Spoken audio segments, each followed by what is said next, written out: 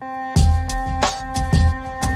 and gentlemen, big hairy news.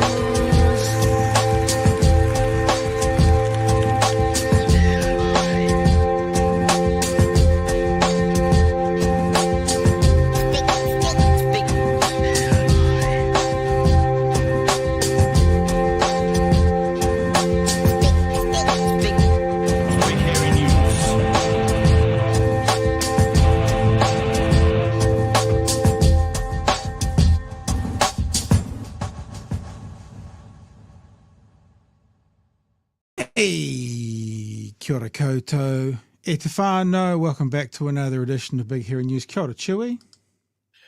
Kia ora, Pat. I feel weird. My ears are naked Yeah. because I'm a dummy. I didn't put my headphones on charge last night, so we're raw dogging it with exposed ears. Did you That's say gonna get us raw donging? Is that what you just said? No, I said raw dogging. Oh, that's worse though. I don't go on air with a raw dong. That's just too far, Okay. Pat. No, this is too early. We're not starting that stuff now. And I've just realised because we were messing around before and I haven't done any tests, so let's just trust all the audio is going to work. How are you, man? What's going down? What's going on in Funky Town? Yep. I'm on leave at the moment. I had to go into work today to pick up something, and it's it's good when you walk in and you're not in your work clothes and you see like, people all lined up, and it's none of my business. I'm in and out. It was great feeling. Might do it again tomorrow just for jokes. Just for fun. Sorry that I'm so far off the mic, but I have something to share, which we should have shared last night. I'm just trying to get the name of the people who Bruce sent us an image, and he said it was from his mate. I'm just trying to find his mate's name, which I can't see right now. I'll look when we've got a bit more time. And I thought we should share this with the whānau because we haven't done it yet, and I know you love it. The old Mount Vesuvius. Oh, I do love it when I've been memed. That's great, that one, eh? So good. The only thing I would say is I think there's not quite enough redness around the nose. Like this would be after you've had a few and you're a bit, I just thought though, like I hope Emily doesn't think we're cheating with another, person who does cartoons. It was like, it's okay, Emily, you're our favourite still. You'll always be our first choice. It's just sometimes we like to hang out with the other ones around the back. So yeah, that came through last week, and I straight away went back to, I think it's Bruce, isn't it? Yeah, Bruce, and said, we could get a T-shirt out of that, and I think they've basically gone, we'd love that. So I will investigate it. We'll see what happens. If we do it, we'll do it properly. And yeah, that's a pretty good. It looks like you, but it also looks like it's you as you're in makeup for Lord of the Rings to walk under the mountain. That's the vibe I get from it. It's pretty good though. I'm okay with that. That sounds absolutely fine to me. Yeah, look, Gimli. That was the guy. JC says that. Gimli-esque. Yes, I get that as well. Okay, so tonight, team, we've got a fair bit going on, actually. Te Pāti Māori have skipped another Privileges Committee. I am actually, I as we said last time, remember, they're in the Privileges Committee because they got out of their chairs. That's all that's about. They got out of their chairs. Everyone's talking about the haka and all this kind of stuff, but there were, I think, some Labour MPs they were in their seats doing the haka. It's only because they got out of their chairs. So they're on the naughty step for getting out of their chairs, and everyone says that this is the worst. Well, not everyone. Certain perspective says this is the worst thing in the world, that they're not following, due process. And I'm actually quite interested to see what happens, because they've kind of nutted the Privileges Committee. Because what are they going to do? No, we're not going to come to your committee because we got out of our chair. We're going to do our own thing. I'm really interested, apart from anything else, having a look at parliamentary process. What happens from here? If they just go, we're not participating, what happens? It's going to be really interesting to see what happens with that. I'm quite intrigued about that. Also, I've got a kind of a whole bunch of stuff around the US at the moment. It started with the story that Tesla's stock has dropped by 71%. But there's all these stories coming out at the moment. Remember, we talked about the day after Brexit, there was headlines talking about having regret and remorse, the people who voted for it. That's happening a lot in America at the moment, with people being unhappy about their vote because they are seeing very real world downstream effects. We're going to have a look at a bit of a package tonight at the Tesla stock information and a whole bunch of other little things about what's happening in real time in America. Yes, Chewy, you took a big deep breath in. I'm assuming you want to say something. Just a wee point of clarification. Sure. Are you mixing up the fact that their profit margin is down 71%? Because their stock actually went up today. Yes. No, you're right. I just had a little thing. Tesla profits dropped 71%. Which just goes to show what I've said for years about Tesla stock. It doesn't make any sense. Yeah. Nearly if a company says, well, our profit margins have just fucking vanished, your stock would go down. Your investors would be like having an oh shit moment. But this has made Tesla stock go up. Yes. Sorry about that.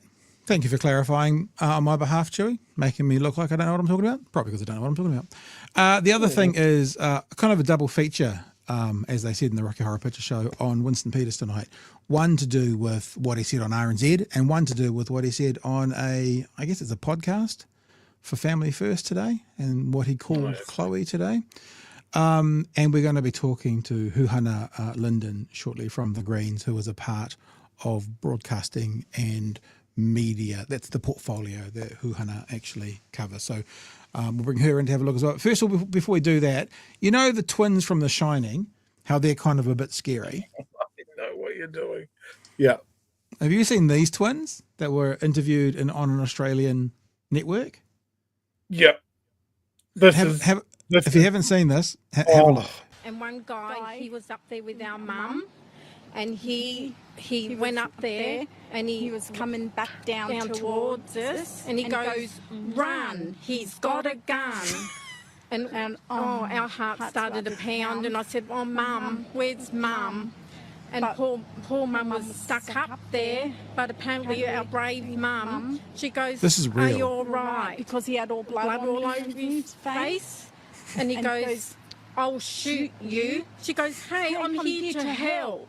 And Mum distracted him. It's like having lag in real life. Way, and he looked the other way, and Mum ran into the bush. Can we do it together? We could get four of us doing it at the same time. And the guy goes to her, "I'll find you and I'll shoot you."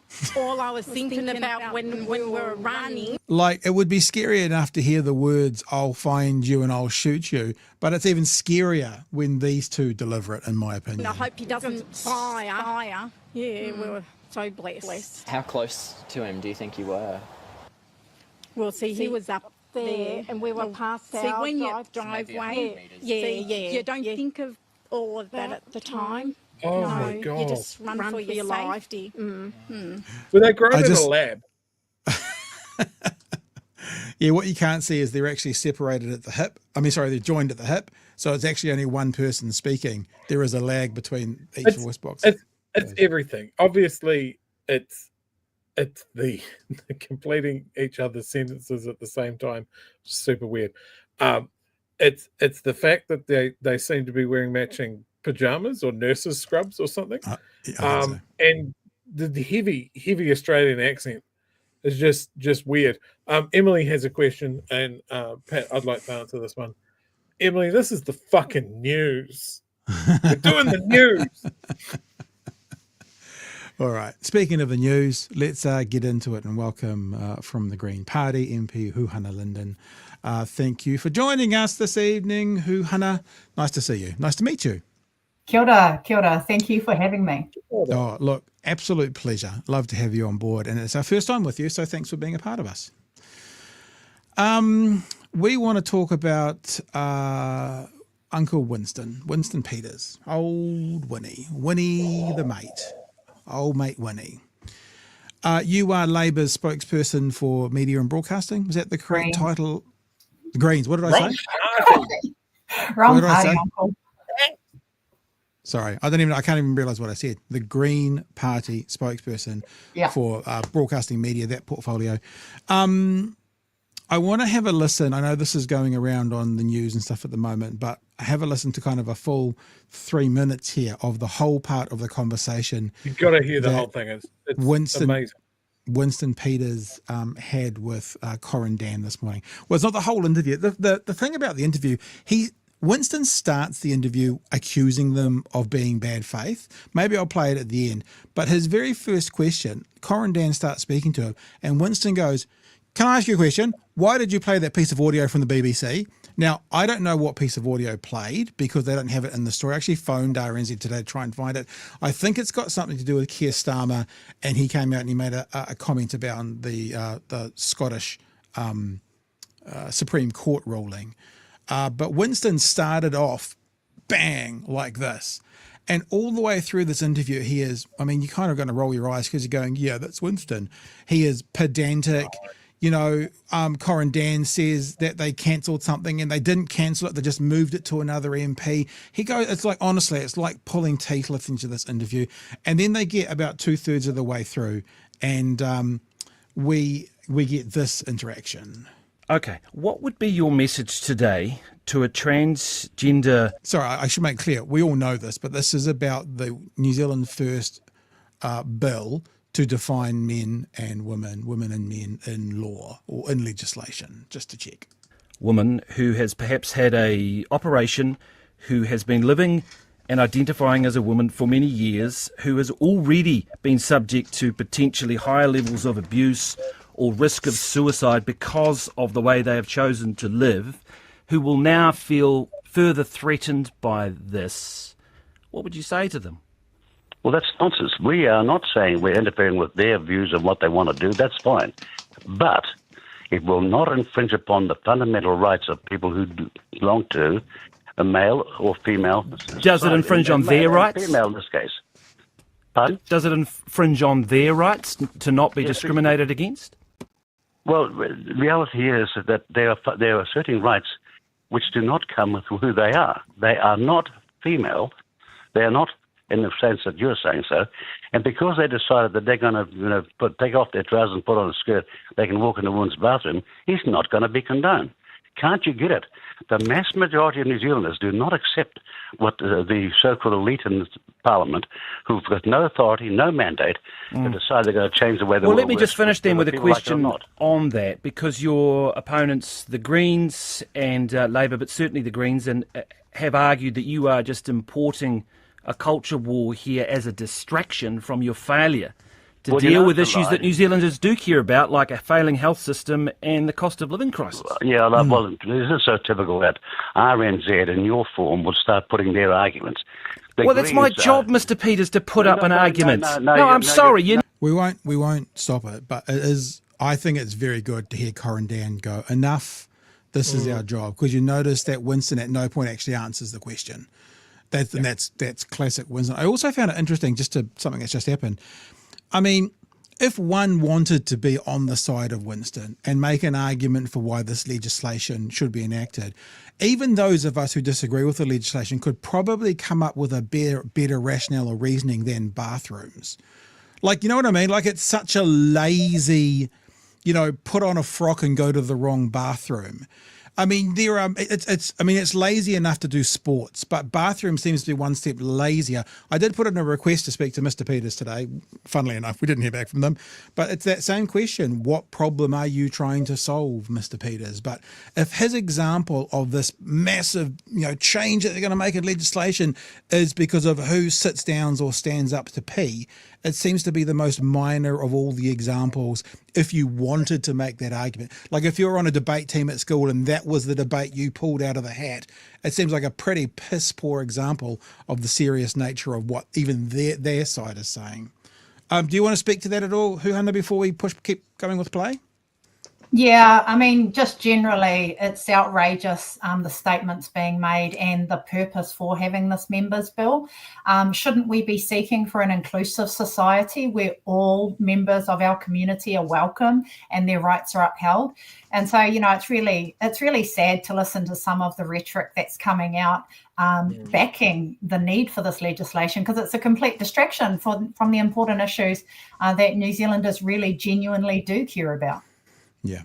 All right, let's keep going, because this is obviously twofold. First, there's the conversation around his bill, and we're happy to give you runway for that, Huhana, if you want to speak to that. But the second part is the threat that Winston Peters is about to make to RNZ.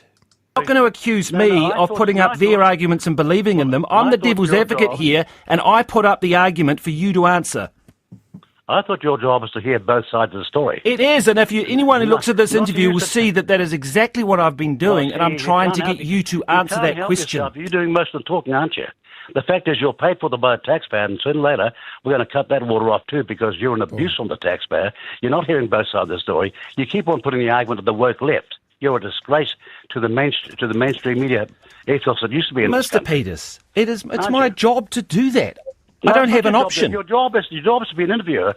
Your job is to have, when you put me on, you hear what we got to say. When the Greens on, you hear what they've got to say. When the National Party's on, you hear what they've got to say. But not you. When it's our turn, you're interviewing and you're intercepting all the time. You're interjecting all the time. When they come on, it's a very placid, lovely interview, isn't it? Well, I would disagree with that and argue that is not the case and that we are fair and fierce with all who come on this program. Oh, but if you think that, then tell me why there's a massive drop in the mainstream media's confidence in the public. Less than 33% think you've got anything to contribute, and it's going to fall away because once great program, which was about the emergence of a culture called New Zealand, has decided to go down the side on the left, and it's so... Okay, Mr. Peters, thank you very much for your time. We do appreciate it, as always. That is the New Zealand First Leader, Winston Peters. There you go. And that's the end, obviously, of that conversation. So the threat made at the end, and Huhana, that's why we wanted to get you on for the spokesperson for broadcasting media. Sooner or later, we're going to, quote, cut that water off. Now, some may say this is just Winston being Winston. However, when you get a feeling from this government about the possibility of cuts coming to RNZ anyway, let me get an article here that says this. As other media companies feel the pinch, sources say Media and Communications Minister Paul Goldsmith and Finance Minister Nicola Willis and their officials are taking a laser-like look at RNZ's funding ahead of the budget next month. All budgets are under scrutiny, a spokesperson for Goldsmith said yesterday. Decisions will be made as part of Budget 2025. Peters told reporters at Parliament today that he had not had any discussions with Cabinet colleagues about RNZ funding. Of course, it's appropriate for me to ask, on behalf of the taxpayer, are we getting value for money here? So, to him to say that they're going to cut the water off at some stage, in a atmosphere where funding for RNZ is already sort of under question, does put another element of seriousness on that statement, wouldn't you say, Huhana? Yeah, absolutely. And I guess it goes to, the way with which the government is operating right now and the lack of management of those ministers who are speaking right outside of their portfolios. There is no mandate for Winston Peters to be even having an opinion, let alone threatening funding to RNZ. We know that every dollar is being scrutinised, and RNZ is no dissimilar to other agencies that are under the pump right now to demonstrate that they are quality and that they are delivering for New Zealand. And RNZ's absolutely neutral. They give everyone, a hammering. And it's the government of the day. He's there to speak about his bill, and Corin was just doing his job. Yeah, I think so. Cheryl, your thoughts? Oh, so many thoughts about this interview. I think anybody that says, "Oh, this is just the sort of explosive shit that Winston loves to do," is ignoring the decline. I've seen him be combative in his interviews. I've seen him be across his facts on a topic that he knows about. It's clear on this one he's fucking adrift, and all he has is attack straight out of the gates. Now, the man's been a politician for somewhere between 43 and 106 years. His only other job before that was, I think he was a lawyer for maybe 4 years. I think he still calls himself a lawyer. I don't know how current you have to stay with that. I think he was in the room when they invented laws for the first time. He certainly had no background in media, so I don't know what authority he thinks he stands on when he can tell someone that works for RNZ how an interview works and what the job of an interviewer is. We have to remember he's done this before, though, eh? He did this to Jack Tame on Q&A as well with the veiled threats. And is that really, the type of leadership that we need right now? Because we need media leadership. We need the fourth estate to be independent and be able to 100%. critique any policy that comes before the people of New Zealand. Corin was doing his job. Yeah, and it's more important than ever having a public broadcaster, with the private ones not being able to survive, and with this government perhaps being a little less keen to pass on the NZ on air funding to private media entities. So it just actually means that the public entity is probably never been more important than it is right now. Sorry, Chewy. I was just going to say the only other thing that is very clear is as bad as it is, as much as it makes his cognitive decline absolutely transparent. The reason it's a tactic is because Corin's line of questioning is, okay, you're introducing this bill, how will you enforce it? Yeah. And he doesn't have an answer because there isn't one. It's impractical. It has no basis. It absolutely wipes out another piece of legislation that is locked in, that his party voted for, Greens voted for, Labour voted for, ACT voted for it, and National. It was a clean sweep, the self-identification. Like, everyone went, yep, this seems to be a good idea. And now he wants to wind that back unilaterally. And the fact with this being a members' bill, like, the mechanics of this is it's not going to happen. He has 4 MPs that can put this in the biscuit tin. All of them already have bills in, so he's got to convince someone that their chosen cause isn't more important than this piece of hot garbage. Then it's got to be drawn. Then it's got to go through the process. This is never going to see the light of day. It is a dog and pony show for Winston, and that is it. Just to echo the idea of, I don't want to say this in a too disrespectful way, but however you say politely, not the full quid. Let's say he's not the debater he used to be. It was very evident that Corin Dann was, as you say, Chewy, we didn't play it, but in the interview was saying, how are you going to enforce this? How will this be enforced? That's what he was asking. This is Winston Peters' response after the interview. Remember, Corin Dann was trying to ask him how he was going to enforce the law. Winston's tweet says this: arrogant wokester loser, hello Trumpian, Corin Dann on RNZ asked me this morning how we would, quote, force our members' bill defining a woman in law, end quote. No, he didn't. He didn't ask that. He was asking how you were going to enforce the law, should it become law. Newsflash, Corin, we can't force you to stop being so delusionally woke. The sooner you and your mates... I really hope this is Winston typing this out, because if this is a PR person or his press secretary, you need to get another job. Like, this is so bad. This is so poorly written. This is so far off reality. If this is not written by Winston, someone needs sacking. Speaking of New Zealand Doge, I found a salary we could get rid of pretty quickly if it's not Winston. Anyway. I think I know how this works. He hammers it out on an old-timey typewriter and then rips it off and hands it to someone who then tweets it out on the phone. So he doesn't use like a hammer and a chisel and a bit of stone? Oh, shit. No, you might be right. Might do that. Yeah, it might be chiseled on slate. And then he attaches that to a pigeon and sends it down the corridor. Several pigeons.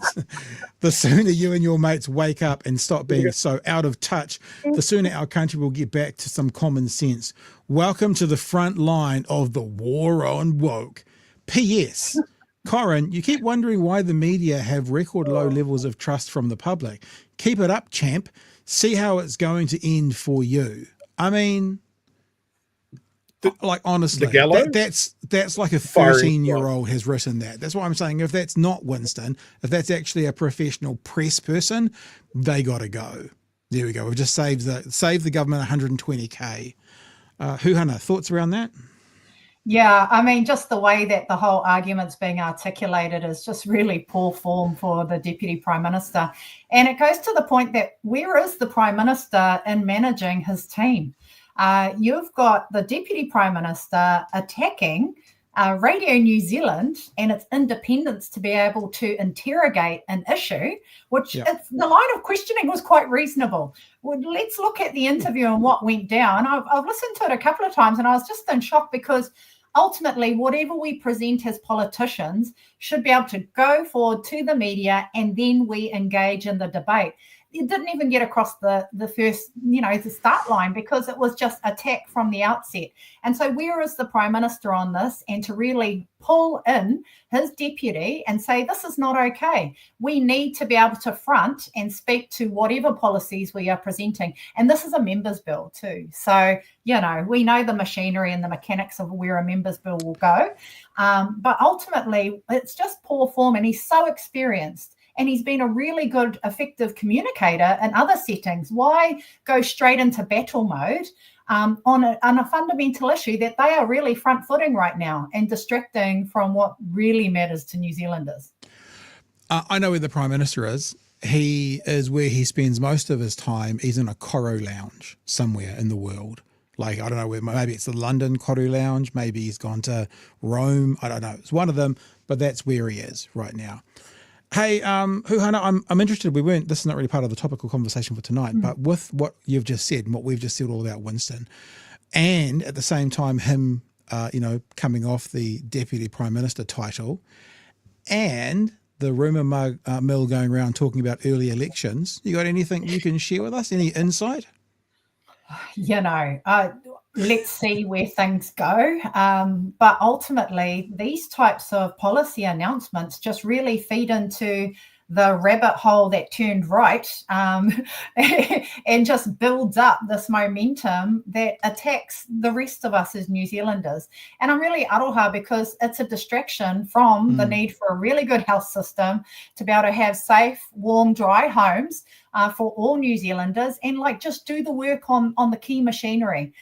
Show us the good work that this government is putting into place rather than sending us down a rabbit hole and turning right and digging us further into this separatism and division. It doesn't help us as a community nor as a society. It might be a good time now to go on to another topic, and we've given you the heads up before the show if you're happy to stick around for that, because what you've just said about focusing on the important things, and this is the distraction, is exactly what Chloe said a couple of days ago, I think on TikTok or one of those places.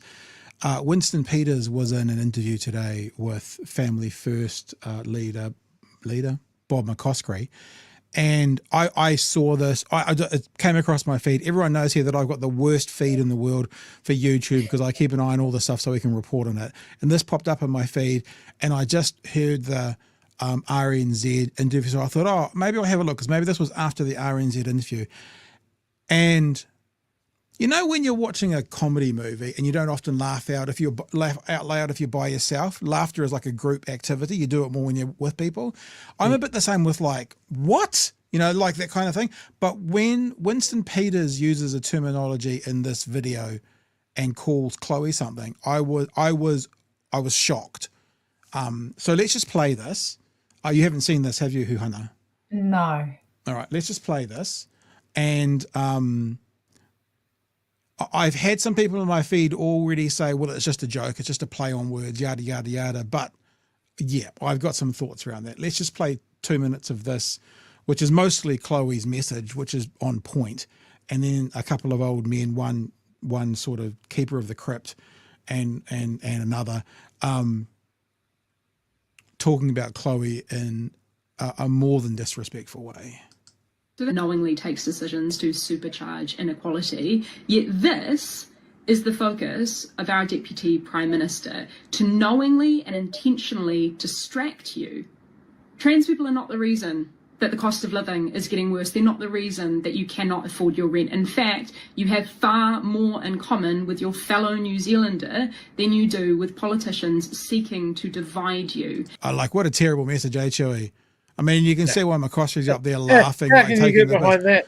Yeah, what a terrible message. Just get along well with your neighbour. Don't let politics get in between you and your friends. Oh, terrible stuff. Just terrible. People are not the reason that the cost of living is getting worse. They're not the reason that you cannot afford your rent. In fact, you have far more in common with your fellow New Zealander than you do with politicians seeking to divide you.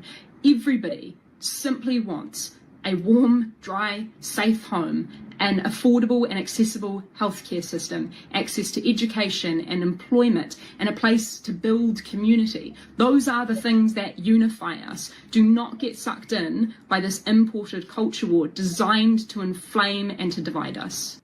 Yes, now that's coming from the party that wants puberty blockers on demand.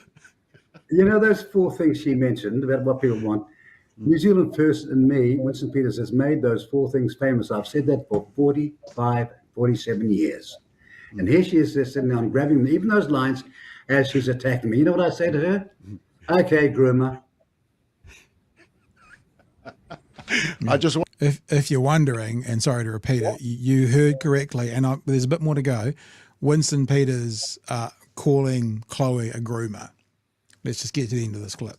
Wanted to see if your blood pressure would rise watching that, but I noticed you were laughing and enjoying it. You defended all. You've got a massive number of women who are lesbians who are utterly outraged the way they've been misused by this woman and the Green Party. And I mean, we're heading past 179,000 going for it now on these sorts of matters. And here she is there, and I said, my answer is, okay, groomer. So just to absolutely make sure everyone's clear on this, and I know that you are, right? For people, for the 1% of people watching who don't know why that is so very, very, very offensive. This is from childrenadvocacyproject.org. Grooming is when someone builds a relationship, trust, and emotional connection with a child or young person so they can manipulate, exploit, and abuse them. Children and young people who are groomed can be sexually abused, exploited, and trafficked. So I've had a couple of people, because I put this out this afternoon in my feed, going, it's just the okay boomer thing. He's making a play on words, but play on words. But you couldn't be called something. That's kind of the worst thing you can associate with someone, that they are attempting to have an abusive, potentially sexual relationship with children, especially in a climate where a lot of Peters's voters are those conspiracy theorists who believe in things like Pizzagate in the US and that. And if you just have a look at my Twitter feed today, many, many people going, yep, we agree with Winston. So even if it was done as a joke, which I don't buy, but if it was and we gave him grace for that, the flow-on effect into the public is horrific. Huhana, she's your cabinet mate, she's your party mate, your friend. Thoughts? Yeah, just disappointed really, that it's getting to this point. Let's play the let's deal to the kaupapa, not attack the tangata. I keep thinking about the way with which we can debate safely issues in our community and those things that impact upon our communities. And when you make plays on words or, these types of veiled threats, it really undermines us as a society and as politicians to be able to debate issues, because we shouldn't get personal. We should just stick to the kaupapa at hand and go hard on it. Absolutely. But to make those types of comments, even if they are just flippant throwaway comments, really undermines the value and the mana of the person. Yeah, and when you talk about flippant throwaway comments, if someone, I'm thinking of the worst thing you can call someone. If someone flippantly threw away the denial of the Holocaust, or flippantly threw away using the N-word or something, everyone wouldn't go, but they're just flippantly throwing that away. There'd be consequences. And there have been a lot of people in my feeds today, Huhana, going, when is someone going to call Winston Peters out on this? He does not have parliamentary privilege sitting in his office. Is someone going to ever, address him for the things he says about people? I'm not saying that's your guys' responsibility, but sometime, somewhere. It's a matter of leadership, really. And, what type of leadership does our Prime Minister demonstrate by not managing, his team and saying, well, actually, we need to tidy up. We need to tighten up in the way that we communicate and focus on the issues at hand. So, that's the question. I mean, I saw Chris Hipkins going for it in terms of, stand up, manage your team and come out and denounce these types of threats to RNZ. I think, it's just play the kaupapa, not the tangata. We don't need to degrade each other in our mana. Yeah. Chewy, I get the sense you're fizzing at the bunghole. You're starting to bubble up there. I'm so done with Winston. Like, I feel like my entire adult life has been looking at this man weaponize people against each other. And here we have him accusing a second queer MP of being a child abuser with zero repercussions and zero evidence. It's fucked. And this is the deputy prime minister. Like, it means something. Yeah. And it comes back, as it always does, to what an ineffective shell of a man that Luxon is. That he opened the door to Winston, refused to rule him out, couldn't negotiate his way out of a paper bag, and he's unleashed this on us. Like, it would ordinarily be fine to go, we're in New Zealand, we can look on and what's happening in the US and go, well, at least it won't be as bad here. We saw from that tweet about Corin Dann, like, it's almost a throwaway that he sounds like Trump. He probably sounds like Trump for the same reasons. Brain rot. But now he's slinging accusations around of the most disgusting kind. Because, again, he has no answer for the things that Chloe is saying. He'll just cling to the fact that I speak for the unprovable masses of people that I am conjuring out of thin air that agree with me. He's talking about how lesbians don't like trans people while he's talking about Chloe. He's unhinged. Why? Why does the New Zealand electorate just sort of go, well, he brings a bit of drama to politics. He makes it interesting. It's not good enough. Yeah. It's not good enough because these things have consequences. This is weaponizing some of the worst language from a culture that is not ours, that will be deployed against vulnerable people in our community that live here. It's fucked. And I think, I don't know what the answer is to combating Winston. Is it shining a light and going, your cognitive abilities are shot? We're pretty sure the only thing sloshing around in your brain pan now is like lukewarm mucus? Or is it to absolutely starve him of attention? I don't know what the right answer is. Well, I can give you one answer, I reckon, because I look at this image and I see on the right of the screen here, the future, and on the left of the screen here, the past. That generational so there is a natural attrition that will come and help write this. It won't be the full answer, but this on the right is the past.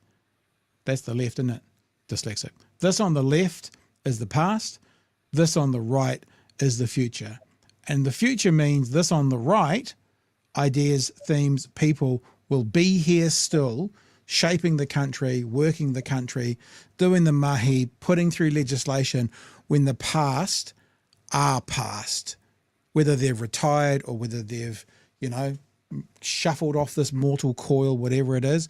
Once the past is the past, the people who are the future get to run the place. Now, I don't want to do that like, so you Greens just stick it out for another 10 years and you'll have the all, because, it's still, even in this instance, I still feel something that we said last week, the Greens are being the grown-ups in the room. That's so frustrating to me that so often the Greens get talked about by particular personalities as being those kind of woke, airy-fairy, no ideas, but it's so often the Greens needing to be the grown-ups. You talked to me before we came on here, Huhana, about Winston still being matua, he still has mana amongst the community, and you have to be careful of that. It's like you guys, so you're giving him the respect he doesn't deserve, in my opinion. Lots of people in the chat saying he has no mana left, but that's just our position.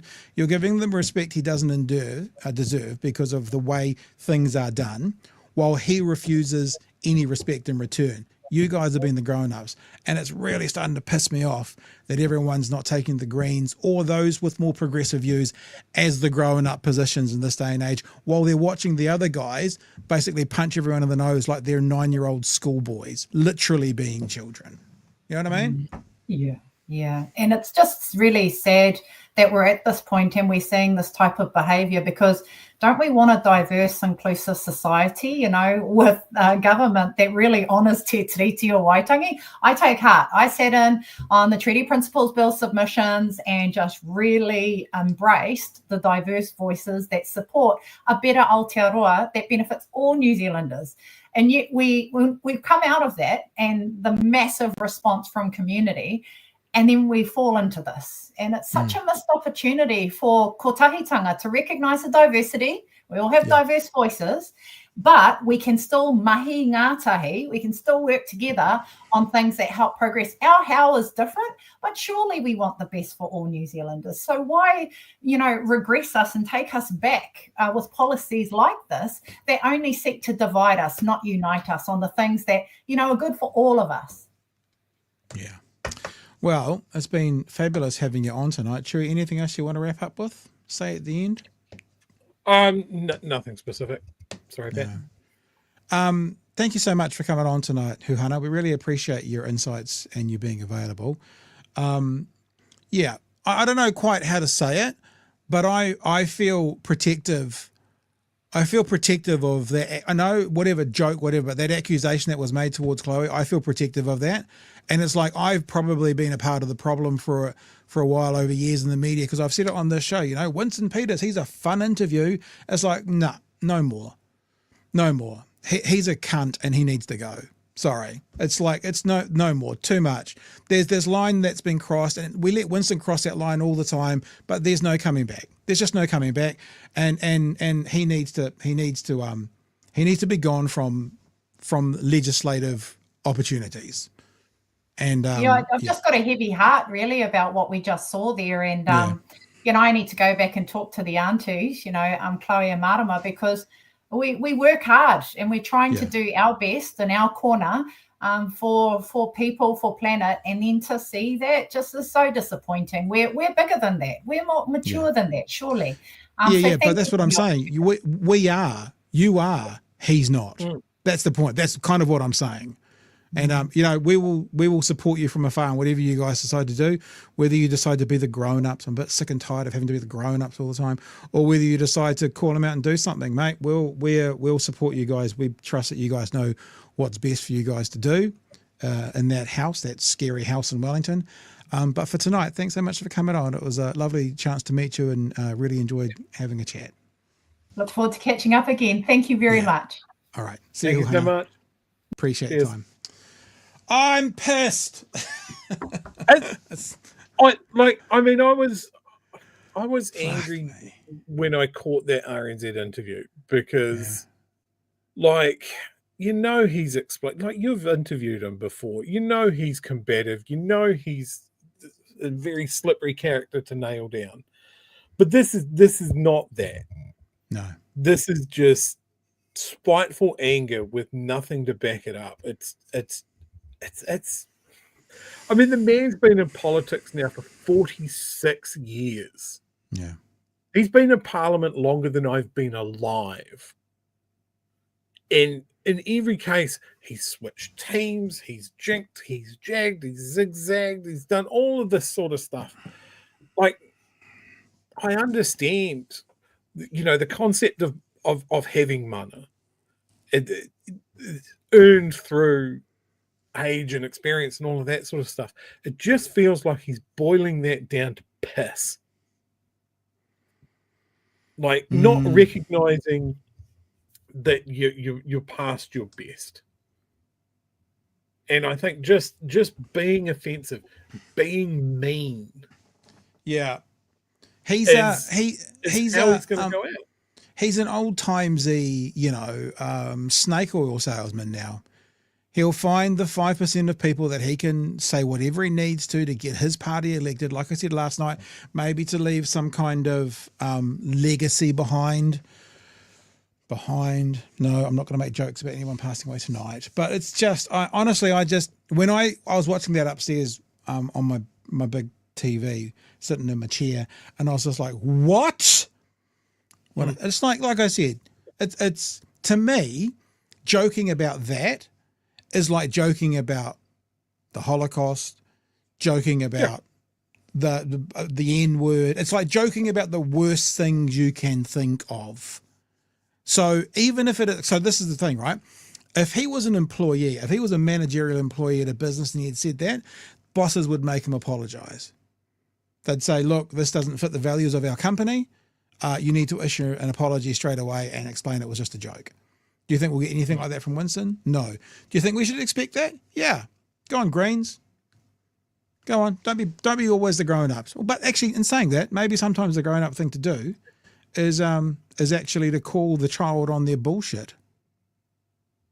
Yeah, and I isn't this the least satisfying part of politics, right?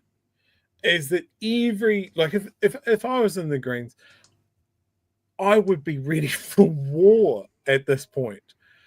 But then they're going to have to just center themselves and play this absolute nonsense with a straight bat. And yeah, I'm sure they'll see it this way: is that like they know that this bill is just noise, that it's a shit piece of legislation if it ever sees the light of day. That it is just literally Winston going right to the bottom of the bucket and stirring up all the muck. And if they just call him on that, like they're just feeding into it. Whereas I'm sure they'll recognize that this is the best thing, is just to sit there and say, we support the trans community, just like we support everyone in the queer community, just like we support every vulnerable New Zealander. That's the message. You take it away from him. Yeah. But I don't know why people keep on trying to interview him. Yeah. Well, they keep on interviewing him because he's the Deputy Prime Minister of the country. Yeah. Right. But can you imagine an interview like on the line today? We've got Deputy Prime Minister Winston Peters. Good morning, Winston. Why did you play a thing at the BBC? Okay, it looks like Winston's off his meds, so we're not talking him today. Well, basically, Corin did that at the end. Here, look, I actually went backwards. This won't be a part of the clips or anything. But I'll play you the first 30 seconds. Have you ever heard? You hear what I say? New Zealand First Leader Winston Peters. Good morning, Mr. Peters. Good morning. Can I ask you a question? Well, I asked the questions. It'll have to be a relevant one. Why on earth did I hear that last cut from the BBC or from the UK? Notice what he said. Why on earth did I hear? Like, hi, this is a radio station. This is not tailored just for you, Mr. Peters. But that's how he started the interview. He started the interview in a combative way.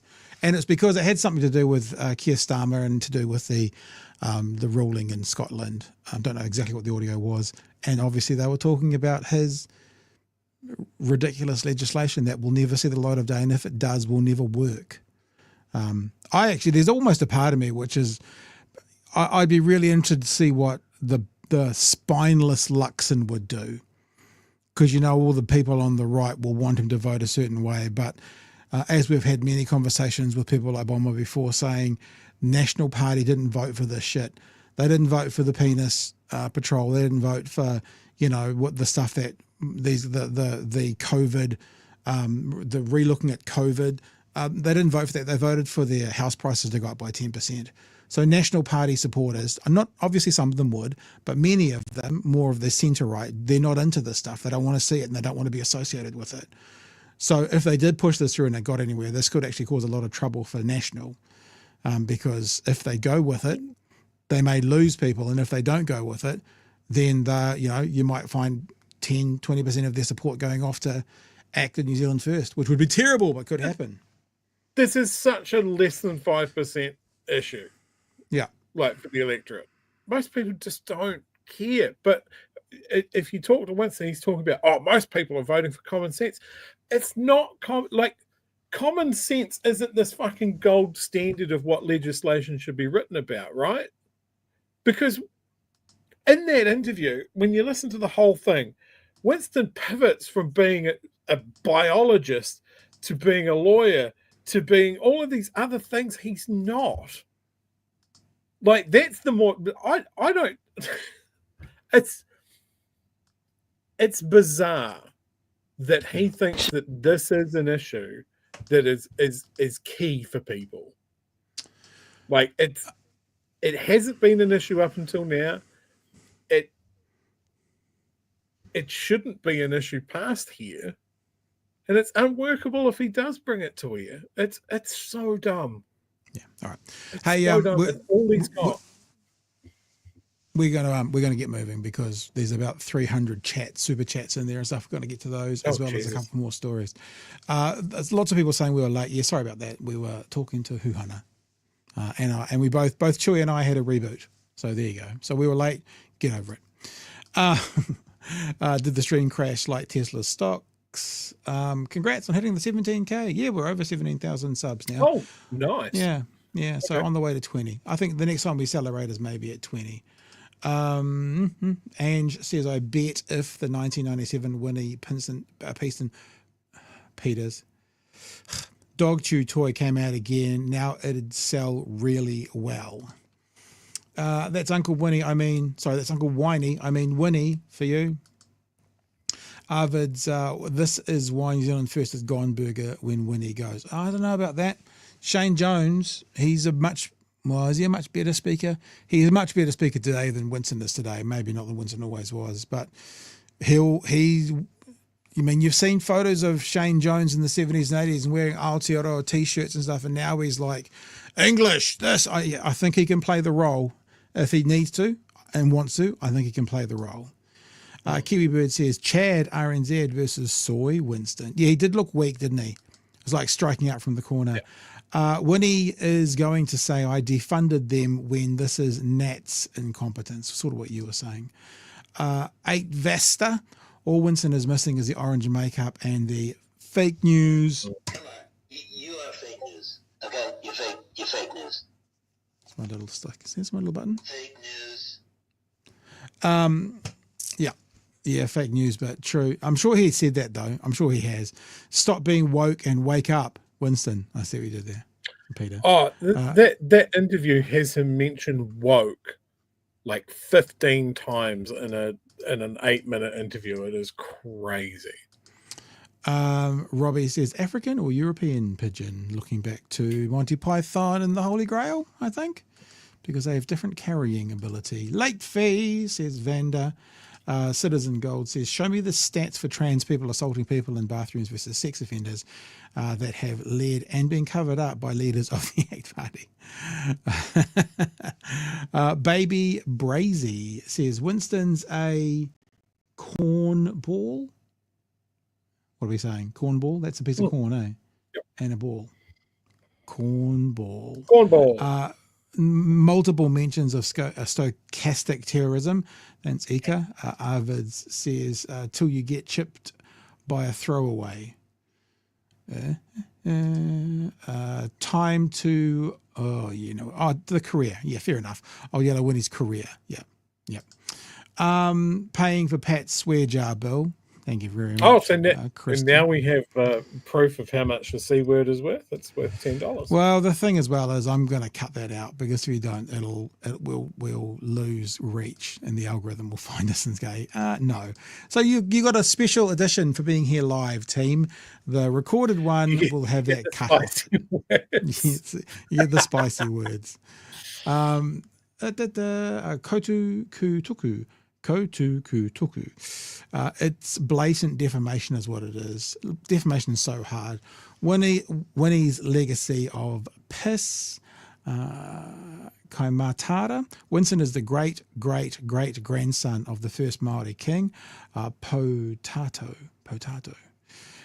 Te Whero. No doubt he disgraces his tupuna through and through. Yeah, gosh. The danger of mouse chewer, you are right. It's not an issue, but it's a hot topic. Yeah, it's a headline getter. It's not a legislation needer. Does that make sense? And I always think about this when this is so prevalent in the news, and we're talking about it. I just got to acknowledge the trans people out there, how exhausting this is to have other people debate, legislate, litigate your existence and how you have to navigate the world. It's exhausting. I don't know how you guys do it, but yeah, my sympathy. I did get the sense of this during that conversation. I'm real tired.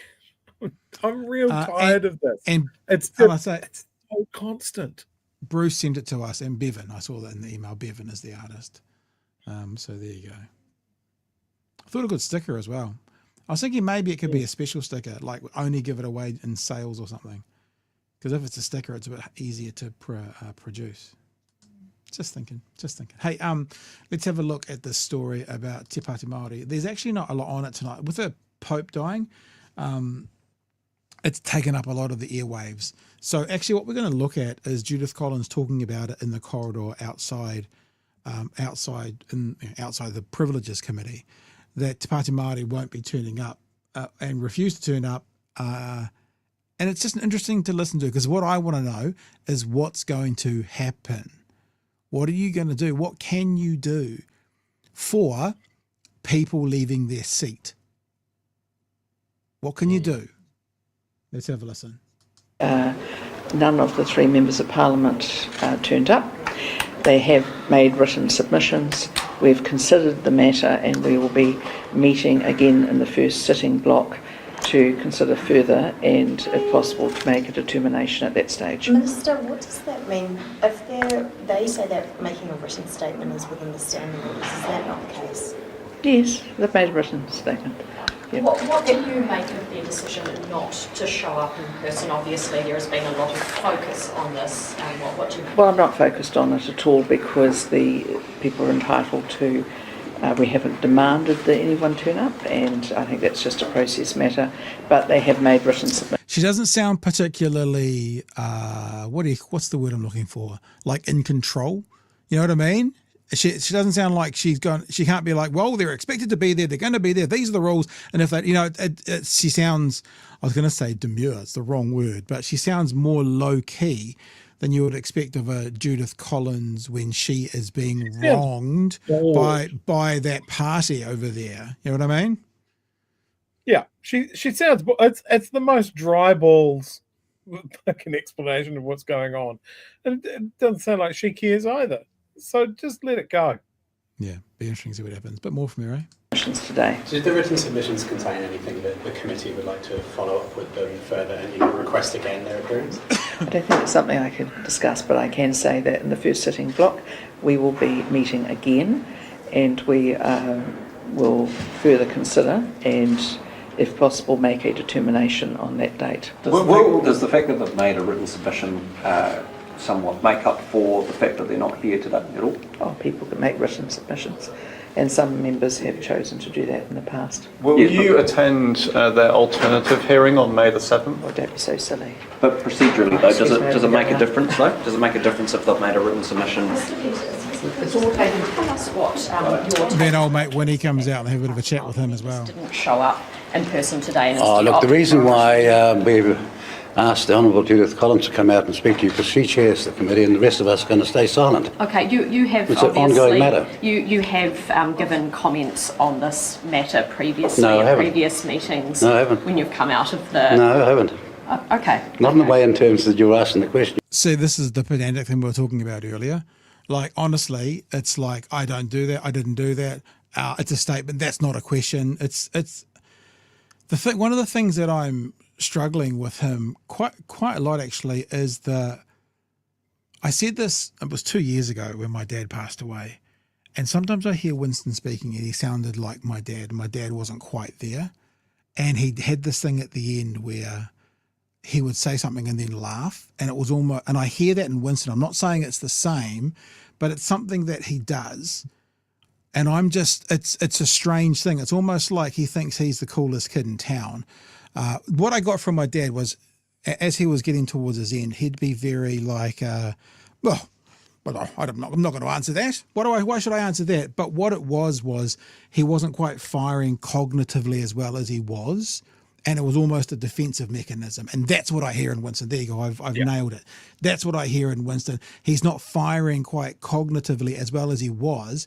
And he covers it up with a smile and a laugh at the end of a statement that he might think is funny. And maybe in the 70s and 80s, he would joke around with the journalists, but it's a very different feel to it today. There you go. I got it out. You're asking me to make a judgment. Sorry, I was just going to say, I had the same feeling when I'm dealing with people of his generation, like explaining how something works, or like, oh, my phone's acting all crazy, and you go, oh, it looks like you've downloaded some scammy app. No, I didn't.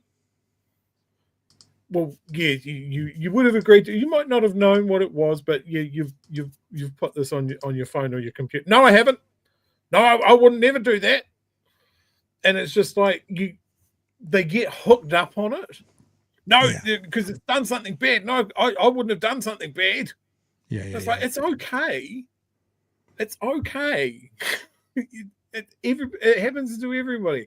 No, not me. I'm the only one that's never done it. Yeah. It's just this pedanticness that they cannot be wrong. Yeah. That's what it is. I will give Winston 60 seconds or so, because he does that in here. He goes off on them for not ask. He basically says, that's not a question, that's a statement. And then the reporter pedantically rewords it to make it a question, and then he doesn't answer it. Which is got to be shared with my fellow members, and I can't do that. Okay. So you're not willing to share any reflections on the fact that Pāti Māori didn't turn up today? No, see, that's a statement now. That's not a question. Just one more time for you guys in the mainstream media. Get a fix on how this game is properly run. I don't answer statements, I answer questions. What do you think of Pāti Māori not turning up today? Well, we'll reflect that in our consideration as a committee. So he doesn't answer the question. So he's being a cock. You know what I mean? He's just being an absolute cock. Now, whether he's being a cock because he's still as there as he always was, but he's choosing to be a grumpy old cock at the end of his life, or whether it is that idea. And I think I finally, I've tried to talk about this with Winston 3 or 4 times, and I think I finally got it, because what I can see in elderly people sometimes who aren't quite there as cognitively as they once were is it's masked by them being grumpier than usual, than making statements which don't make sense as much as usual, and getting angry because in their brain it's not quite working. Now, I don't know whether that's Winston or not, but that's how it's presenting to me at the very least. So, super chats, and then we'll go on to the US. Do you want to do those while I load up? Yeah, sure thing. Let's fuck around, find out, Judith. We can hope. But yeah, like this whole thing is a sideshow. I think Te Pāti Māori are giving it all the respect it deserved by not turning up. Yeah. And it's such a non-issue. People want this to be an issue because they don't like Te Pāti Māori. But yeah, you've said, Pat, and I've repeated this so many times outside of this podcast of like, no, they're not getting. It's not that they did a haka. It is the fact that they left their seats and went onto the floor of the house. That's it. That's the grievous insult. Yeah. And then just before we move on, a very late fee from Dreadnosed. A very late fee. Hey, let's have a look at what's happening in America at the moment. CNN had quite a spectacular exclusive today. So in America today, well, today our time, there was a meeting going on at Tesla where Elon Musk got onto the phone to talk about what's going on. Now, he apparently was on the phone for something like 90 minutes. Whilst he was still on the phone, someone in that conversation was feeding the phone call to CNN. So they were either recording it in real time and emailing it in, or they had a CNN call going the whole time that they were just on a speakerphone and they were listening to it. Because I don't know if you'll hear it in this or if I've cut it from the beginning, but they say this phone call is going on right now. And while it's going on, they're playing clips from the phone call. Let's have a listen to a little bit about what Mr. Musk got up to today. There's been some blowback for the time that I've been spending in government with the Department of Government Efficiency, or DOGE. There are some challenges, and I expect that this year will be, there'll probably be some unexpected bumps this year. This is this earnings call that's going on right now from Tesla. So it's going on right now. So it was happening in real time. Will be more bumps, he says, because even though Musk tonight said he is keeping his word and stopping his full-time work for Trump and DOGE next month, which he is required to do with his role as a special government employee, right? So that's what he's already said he was going to do. The truth is, the headline may not be that he's stepping aside as he was saying he was due. It's actually that he is not going anywhere. I'll continue to spend, a day or two per week on government matters for as long as the president would like me to do so. A day or two a week. I mean, 2 days a week out of 5. I mean, you get it, right? That's 40%. That's a lot of time. I mean, that would mean for roughly the next 3.5 years, if Trump wants him around, Elon Musk is going to be in the Oval Office with Trump a couple days a week. Now, that's obviously significant. And Elon is speaking on this Tesla call, spoke for a majority of the call, in fact, which began about 90 minutes ago. And just to be very clear, Elon Musk being on the call and talking for as long as he has, right? So we're now talking 90 minutes or so this has been going on, is not a business as usual thing. He does not usually get on this call and talk. In fact, in 2021, he said this. I think going forward, I will most likely not be on earnings calls unless there's something really important that I need to say. So there you go. So he was planning way back that he wasn't going to be on them very much at all, unless there was something bad happening. And he spent between 90 minutes and 2 hours on a call today because there's stuff that's bad that's going on. I'm actually not going to play the one news story because the introduction actually does it all. We'll play the introduction as to what's happening in America right now. And it is in the theme of what's happening at Tesla and what's happening to the economy. And then I'll show you a few other things. To other news, the US president now says huge tariffs on China will be reduced, quote, substantially, marking another... So he's back down again. So they called his bluff. China called his bluff and he's backing down. A significant Trump turnaround. This follows a major report ringing alarm bells about the global economic outlook. The International Monetary Fund, the United Nations financial agency, paints a gloomy picture in its latest global financial stability report. It slashed the growth outlook worldwide, blaming Trump's tariffs for fueling uncertainty. So he's potentially bringing down, impacting the whole world with the tariffs. This includes a forecast economic slowdown for our two largest export markets, China and the US. The main concern is America, the world's biggest economy, expected to be the hardest hit. As this graph shows, its economy was projected to grow 2.7% this year. Now it's been downgraded to 1.8%. Forecast declines for other major economies like Canada, Japan, UK and Germany, also adding to global nervousness. But the substantial fall in the US will have the biggest knock-on effect. And as the saying goes, when America sneezes, the world catches a cold. So what's the forecast for New Zealand? Here's Ryan Boswell. So we're not going to have a look at the overall story. Elon is now saying that the Tesla profit falling by that much is actually because of his interaction with the White House. It's all been acknowledged, which of course we all knew. There's a few other things to talk to about what's happening in America at the moment and why it's failing. But remember one thing, what the stock market did in the last few weeks, the only other times it's done that kind of rapid fall, rapid increase was 87, stock market crash, and 08, global financial crisis. So even though stock market looks more stable today than it was, just be aware of what's happened before and what it led to. Sure, you want to jump in with anything yet? Sorry, what was that? Do you want to jump in with anything yet, or should we keep trucking? Oh, look, I saw a thing from last Thursday that was saying that the stock market hasn't had a dip like this since 1932. Yeah. So, like, it's devastating, and for people like Musk, like a huge portion of Tesla gets manufactured in China. There's a massive factory there. The batteries are made there, and that sort of thing.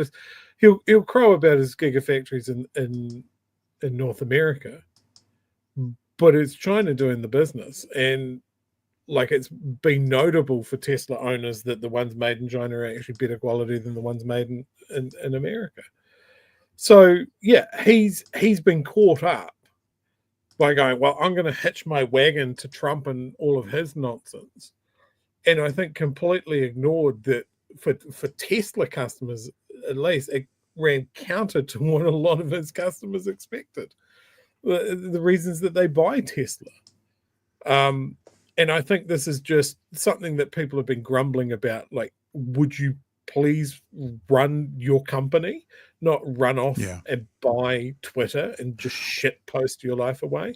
And now he's going, oh, I can shit post in fucking politics now.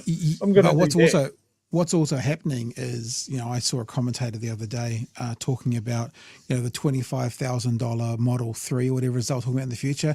They've basically given up on that, because now all Elon's interested in is AI, robots, and driverless cabs, and has said as much that this is the future of Tesla, is AI, is robots, and is driverless cabs. So Tesla fanboys and girls out there who are looking forward to having the new Model Y every single year, I don't think there's going to be a plan for that in 5 years from now, in 10 years from now, according to Musk today.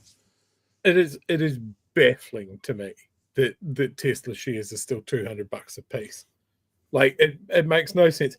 The amount of pie in the sky promises that he has made over the years that have just turned into vaporware. Like, he's promised that we'll be on Mars next year, like 7 years in a row. Like his whole thing of like, oh, your car will make money for you while you're at work as a taxi. Is that something that people want? Is it something that it is capable of? No. But he keeps mentioning it.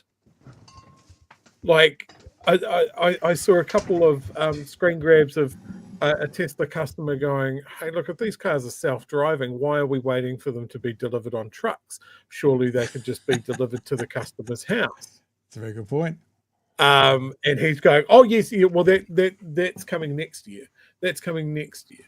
That's coming. Full self-driving, still not regulated, still not good enough. It's very good, but it's not good enough. Did you see that Mark Rober experiment? If he just promised smaller, we wouldn't be having this conversation. Did you see the Mark Rober experiment? No. So Mark Rober tested a Chinese car that's got LiDAR instead of radar. Oh, yeah. And he tested Teslas with their cameras.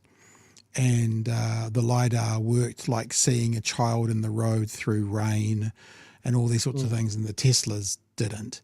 So when you say that it's pretty good, when you go into, and they did one, and there's a bit of controversy over it, but if you look at interviews with Mark Rober afterwards, he explains what happened is that they put a like a road runner sign in front of the road. Oh, yeah. That was a picture of the road, and the Tesla went through it, and the LiDAR stopped because all the LiDAR saw was a sheet, sort of thing. And I know there are some look, Tesla has been dishonest with a lot of their selling for a long time. Remember that whole thing about it can beat a 911 Porsche over the quarter mile towing a 911 Porsche?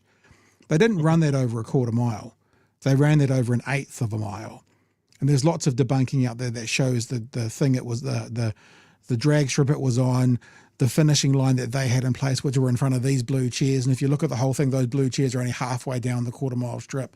So they haven't been honest for a long time, Chewy. Like, even that's is that criminal certainly against any kind of broadcasting standards, to say that they're faster than a 911 over a quarter mile when they're not racing over a quarter mile. Cybertruck will have a 700-kilometer range. It'll be bulletproof. It'll be it'll be able to float. Like it'll be the toughest made American truck ever. So based on that, like this is what I was saying at the top of the show, right? Tesla shares break the stock market because shares are supposed to be like a manifestation of how well the company's going. Of consumer confidence, right? So if you say in an earnings call that your profit has gone down 71%, then your share price should tank as people go, oh, fuck, we're not making as much money this year. And they offload their shares. It doesn't happen. Like his shareholders don't seem to care that he lies about the products that they're making.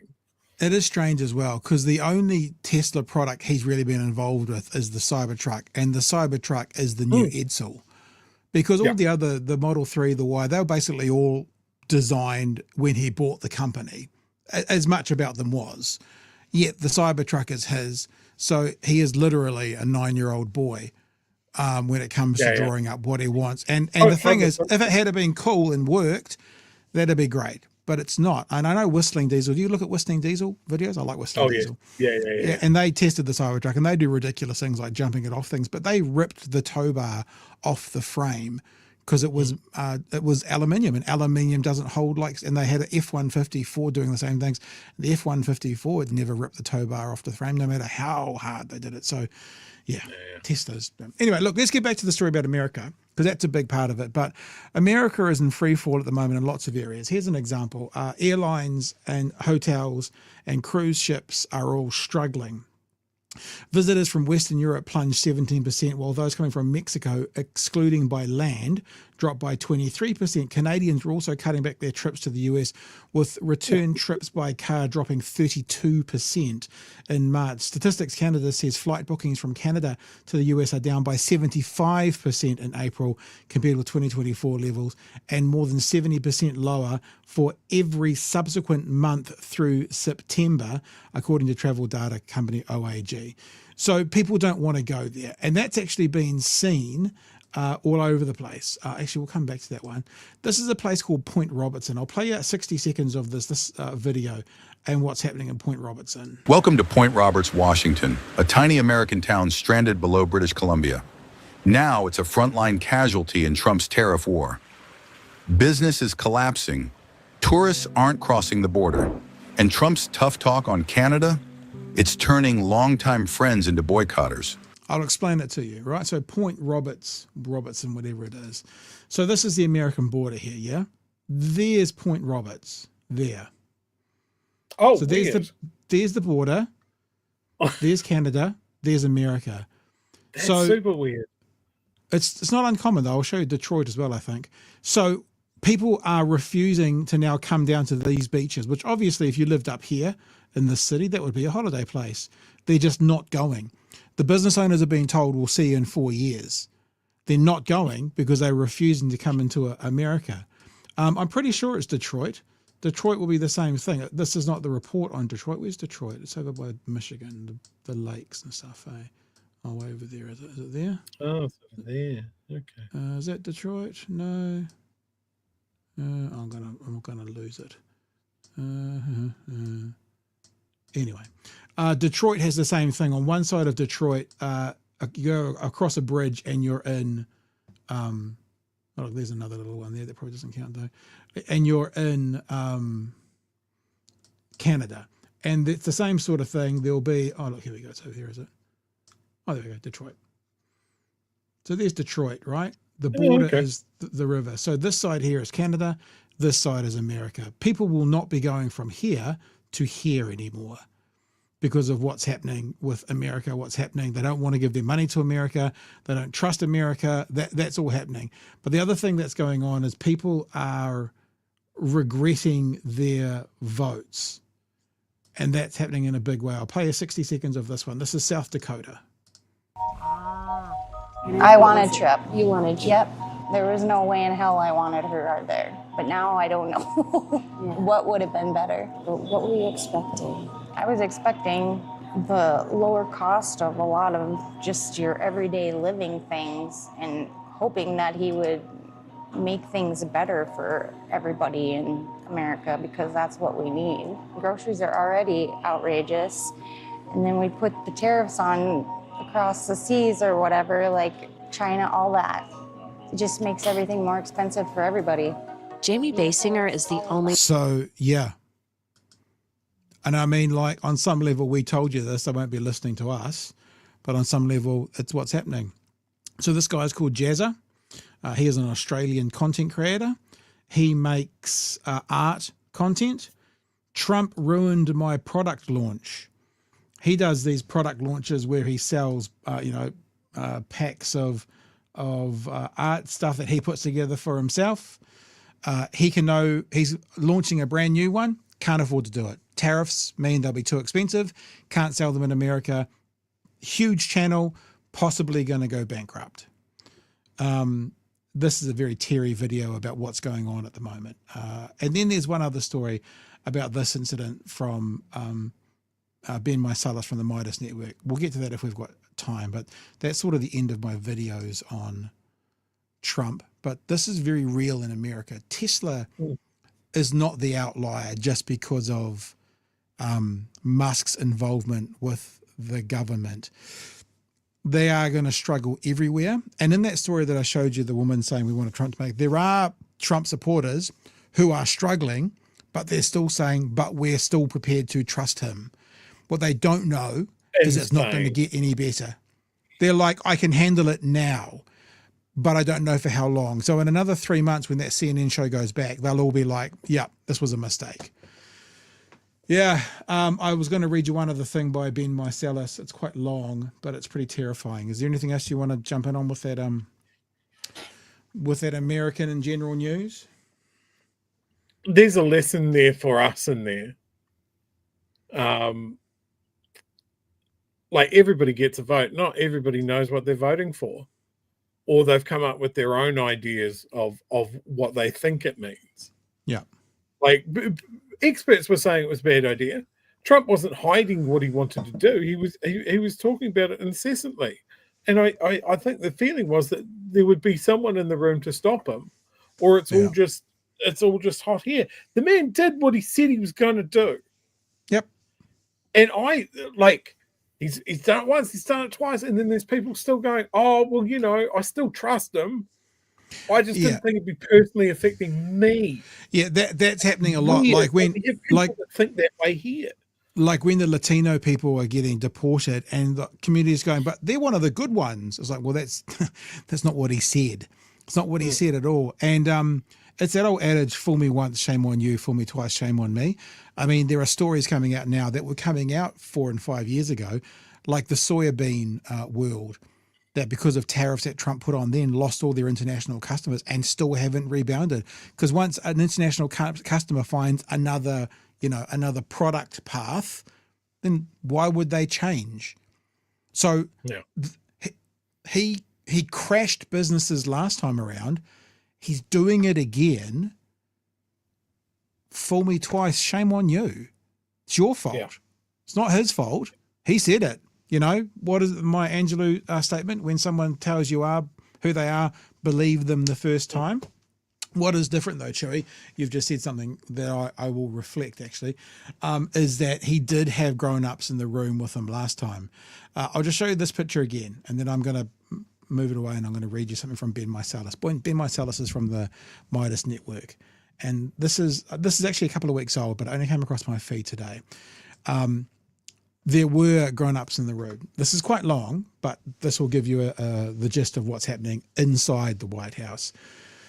A report on a recent meeting between Trump and NATO Secretary General Mark Rutte, which is the picture we just saw, by a White House reporter, someone who was present in the room, quoted below. From a White House reporter, I've covered a lot of Donald Trump press conferences over the years. I've seen him lie, deflect and embarrass himself in countless ways. But what I just witnessed in the Oval Office may have been the most off the rails, unhinged display yet. Trump sat down with NATO Secretary General Mark Rutte, a serious figure there, to talk about security and alliance unity, but Trump wasn't interested in that. No, Trump used the opportunity to fantasize about annexing Canada.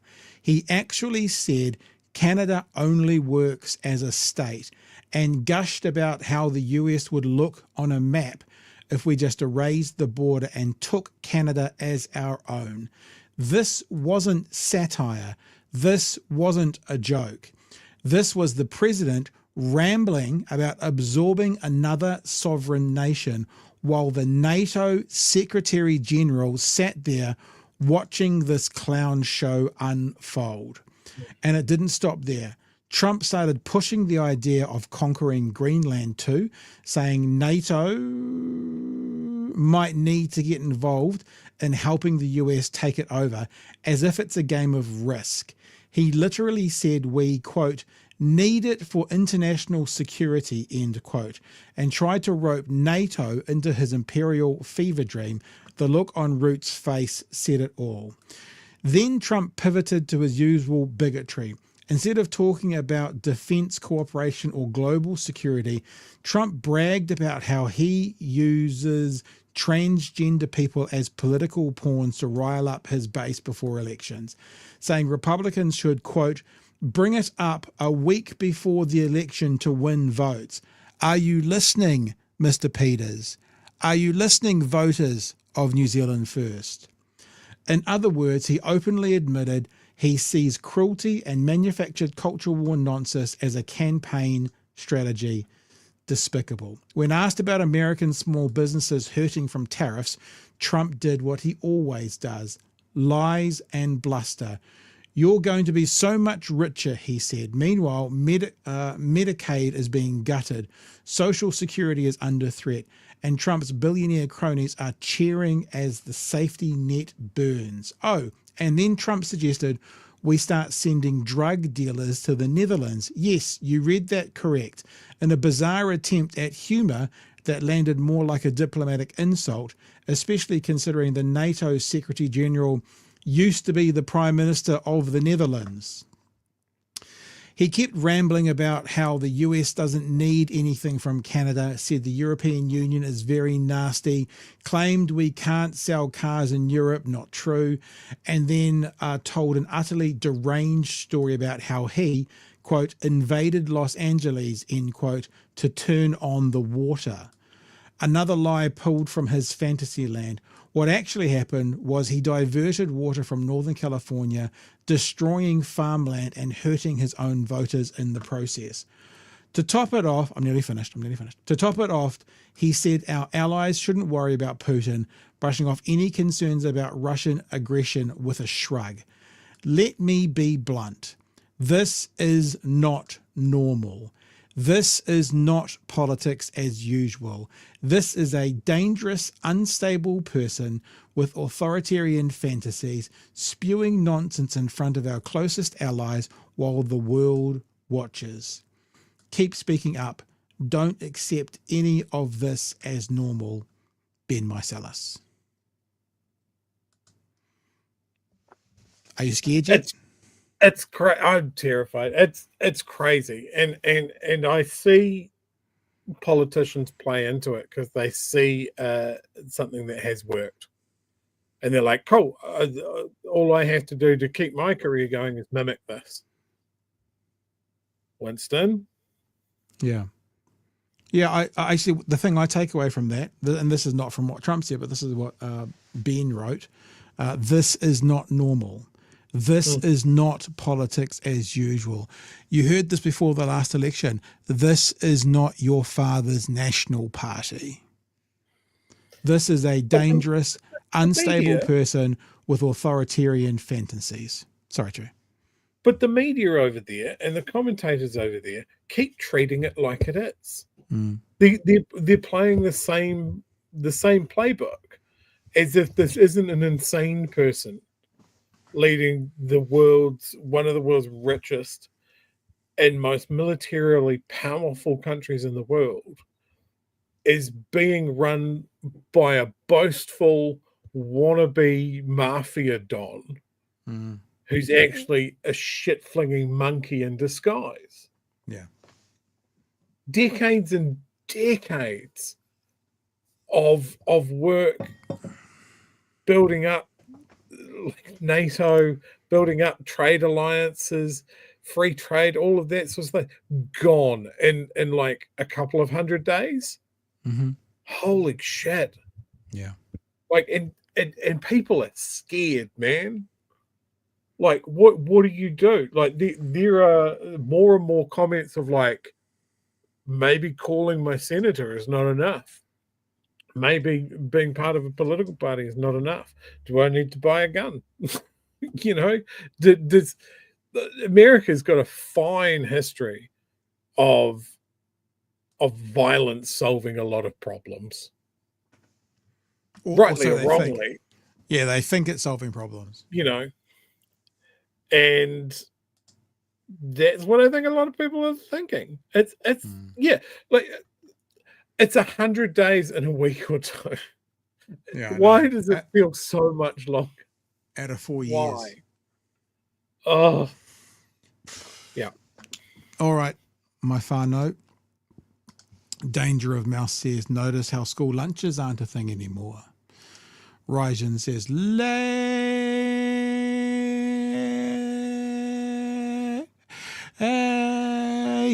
fee. Baby Brazi, convicted felon, threatened to annex, made a coup, propaganda, hates immigrants. I'm talking about Hitler.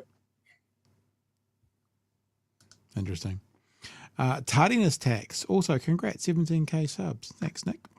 Kuka Nick there. And Peter says, this man is in charge of a nuclear arsenal.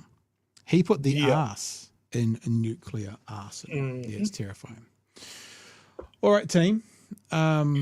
That's sort of us for tonight. Is there anything else you want to get to? I can see you've got a little window open up down there, Cherie. Is there any tangents that you want to do, or are we done? Yeah, okay. So this is this is the actual bill, I guess, the meat of the bill that Winston's talking about, and it's just nonsense. Like, that's all it is. That's what this is all about. And it would be torn apart. I just like how dumb they are. This is one of the things that's going on. We people haven't thought things through. Adult human biological female. The word biological is superfluous. You don't need to use it. I'm a biological. You're female. You're male. Adult human biological female. How's that different from an adult human female or an adult human male? It just makes it shows that they don't know what they're talking about. It shows that even if they want to put this point across, like I said yesterday, and we kind of hinted at today, if we were doing a debate at school and we got pulled out of the moot is the argument, that we had to support this side of the argument, I could do a better job than them.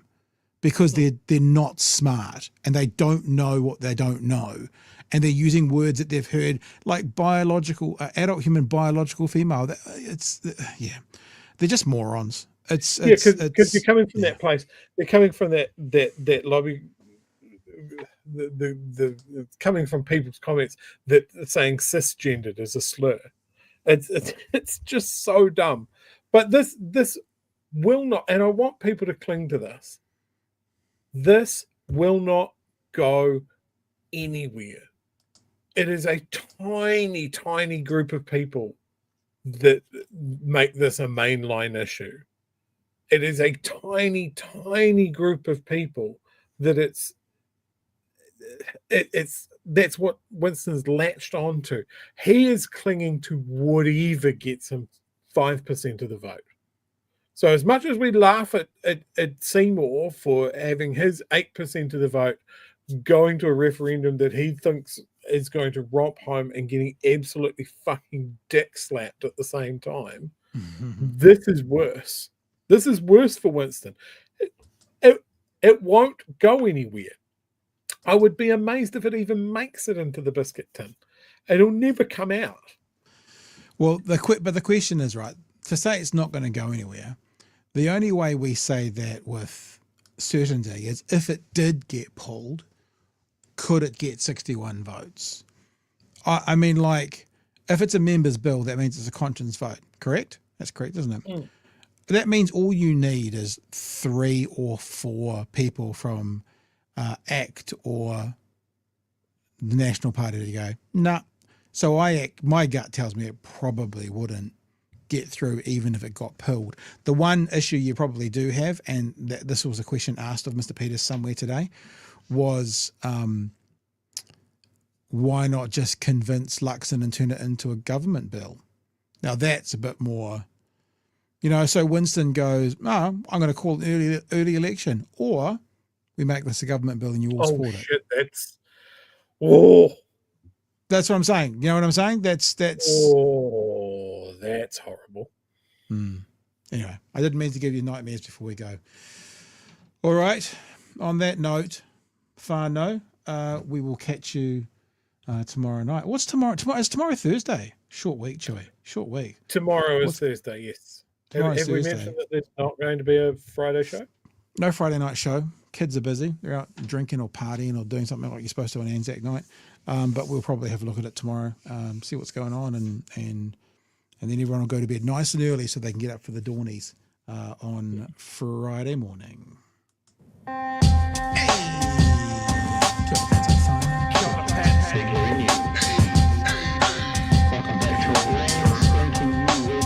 Help us settle a debate, whether it be thoughtful or funny, even if we're all creatures of hate. It's a fine line that we're walking together. For better, push aside the temptation to berate. Let's take a note of the corners we stand in. As many points as the hairs on my chinny chin chin. When the news that we're watching is hairy, knowing all the things that we need to be wary of. Like the rich have their hand up for rewards, while the many have to work out what they can afford. And the rest of us ain't paying attention, or maybe have questions we're too worried to mention. Other media is still dwelling on trivial facts, vetting peas from the rice and the mice from the rats, and picking and choosing a war path to run, and linking ourselves with the hill to die on. It's gotta come down to a welcoming vibe, with an A and a self and a higher in mind. All heavily, neither this way or that, and we'll be analyzed by what Chewy and Pat. With the evil in the world trying to mess with your head, and you're sitting on the couch, you're thinking chivalry's dead. Each night, 2 nights, they're gonna sing you to bed. It's Big Hairy News. I do enjoy ripping through all of those names like that and having goodbye. It's nice to see all you guys hanging out there for the night. That's it for us. And if there's anything else from you, Chewy, we will now sign off. We will catch you tomorrow night live for another edition of Big Hairy News. Hooroo. Cheers, fam.